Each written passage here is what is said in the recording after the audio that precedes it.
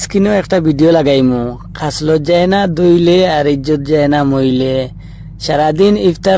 সারাদিন রোজা রাখিয়া ইফতার করার সময় চুরির এই ভিডিওটা আপনারা দিকে বেশি করে শেয়ার করবা।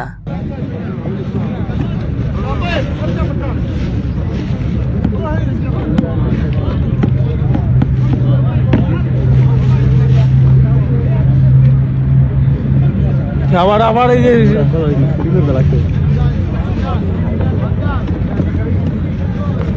শয়তানি শুরু করে দিয়েছে।